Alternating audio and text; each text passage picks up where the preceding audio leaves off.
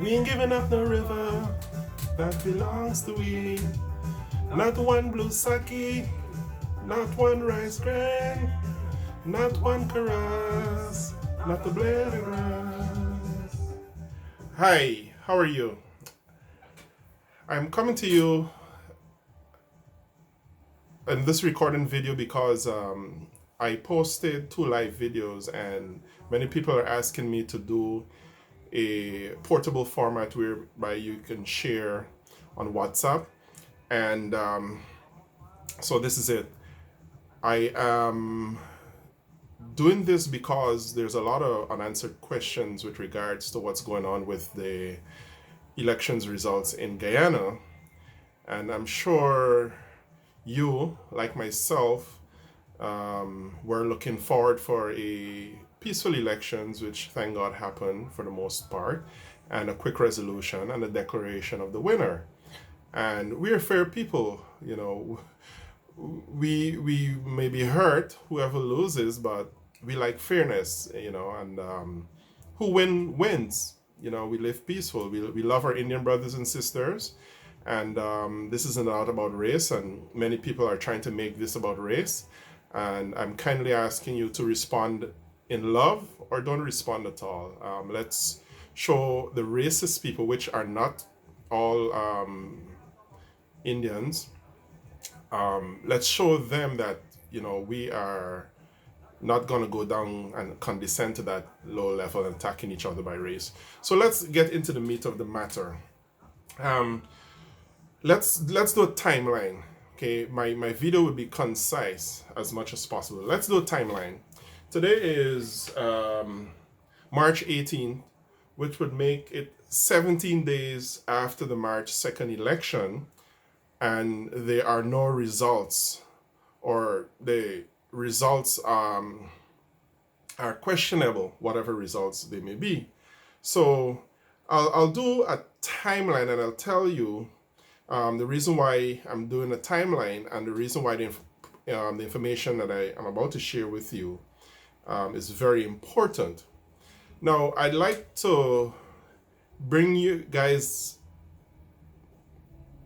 from now, like March 19th, and then we'll go down, and then we'll come up back to see.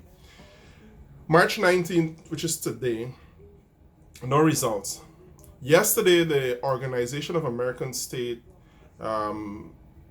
wrote their report about what's happening in Guyana, and they said they will forward it to the Commonwealth and so forth. In essence, they are upset with the way the tabulation has gone. On March 4th, so somewhere around that time, the EU and the ABC, they walked out and they made their statement saying they're not happy with the way things were going in Guyana. On March 3rd, the observers said that the elections were, for the most part, free and fair. On March 2nd was the election. Now, I'll tell you my thoughts on how I arrived that this was happening in Guyana. It's interference from geopolitical forces. After the conclusion of the elections on March 2nd, we were all waiting the night to hear the results. All of us knew that we learned eventually that no results were published. So we said, oh, okay, maybe the next day. Next day came, no results. Then what we start to see is some curious behavior from the ambassador of the United States in Guyana and the High Commission, the British High Commission, and the Canadian consulate. We start to see them acting as if they kind of knew what the results should have been, because just like you, we were thinking it's just a little extra caution. You know, everyone wants to see the winner declared so that we could move on from this election. However, you cannot take the OAS statement and the ambassadors of the EU, the American, Canadian, and British ambassadors, you cannot take it out of the context of what I will share with you. So that's March 2nd, no results. Today, March 19th, no results. Then I start to think. I said, I wonder, based on the behavior of these ambassadors, if the PPP made a deal with these countries to get back in power. So that started my curiosity. And I did some research. And when I found what I found, it was clear to me that decisions were made far beyond the shores of Guyana as to who would be the next government. When I got this information, I took it, I started making some posts. You guys who are my friends will see those posts on my timeline. But I sent it to people who I thought were journalists in Guyana, and no one picked up on what I was telling them. So I reluctantly, like Moses, decided to go live yesterday, which is the 17th. For the first time, I went live on Facebook.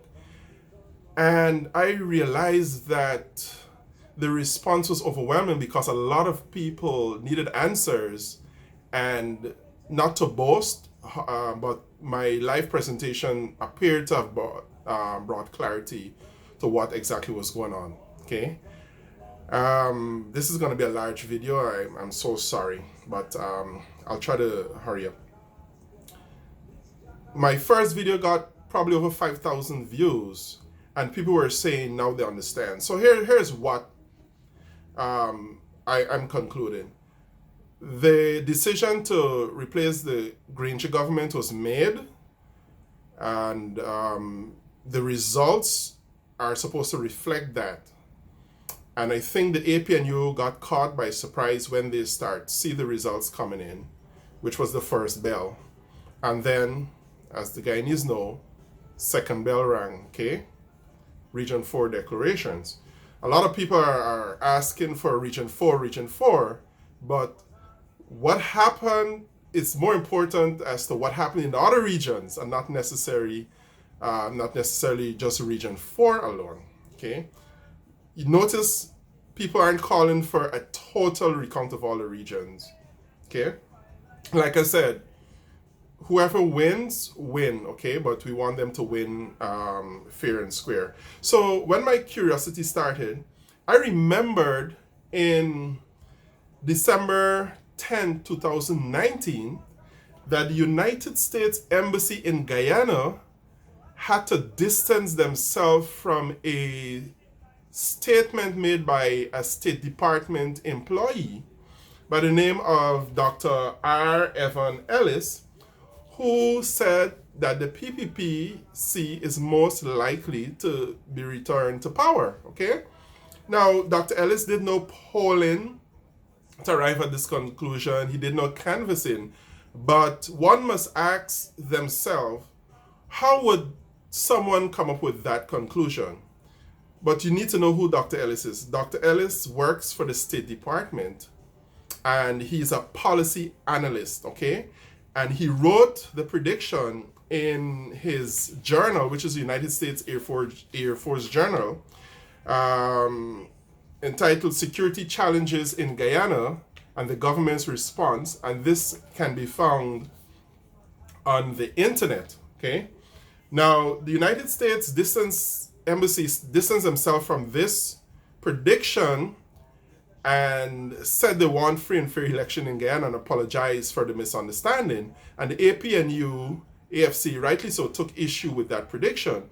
But again, remember, Dr. Ellis worked for the State Department.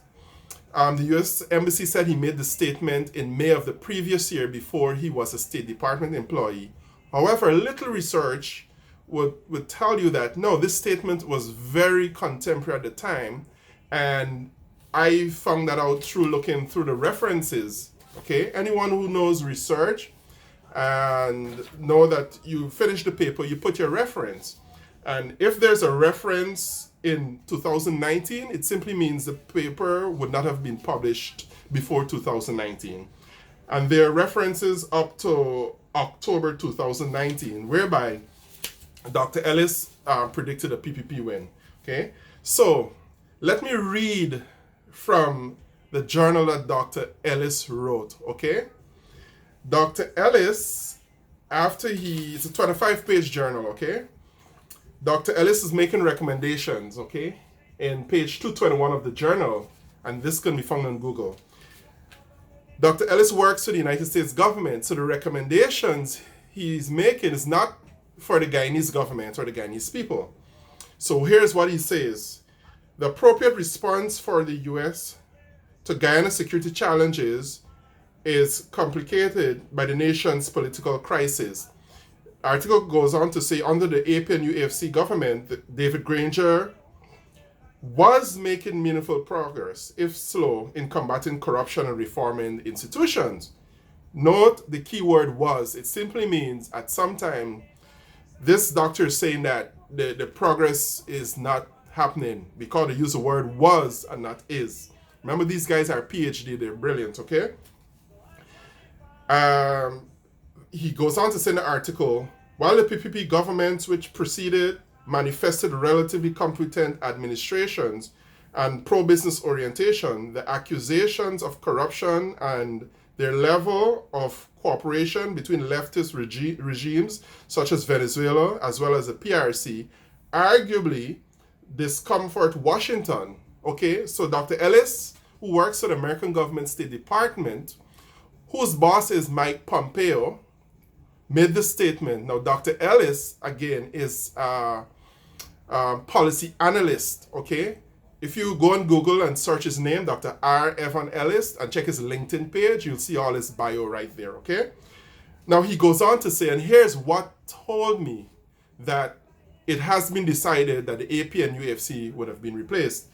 The US should be prepared to work actively towards security with whoever prevails, as long as they do so consistent with democratic processes and Guyana's own constitution.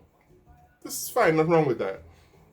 At the same time, given concerns regarding corruption in prior PPPC administration, while the US should embrace, let me reread that. At the same time, given concerns regarding corruption in prior PPPC administration, while the US should embrace and work in good faith with a future PPP government, okay, it must do so with its eyes open, holding the PPP to account with respect to its commitment to transparency, democracy, and a free market and a rule of law. So this is Dr. Ellis' document, his journal, that the U.S. ambassador in Guyana disassociate themselves with. Dr. Ellis is saying that the U.S. should be prepared to work with a future PPPC government. And you could find this on Google, okay? Now, this is what tells me that the decision to replace APNU AFC was made before March 2nd. Remember, this publication was published sometime in December of 2019, and the elections in Guyana happened March 2nd, 2020, okay? Let's go a little back, okay?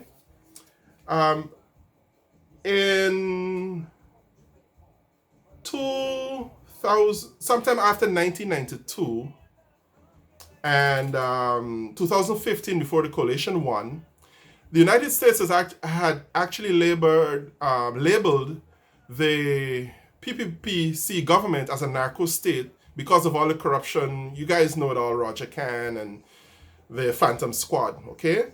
Now, you'd ask yourself, why is it the United States now would change their minds after one term of the Granger administration to support the PPPC government as strongly suggested in this document?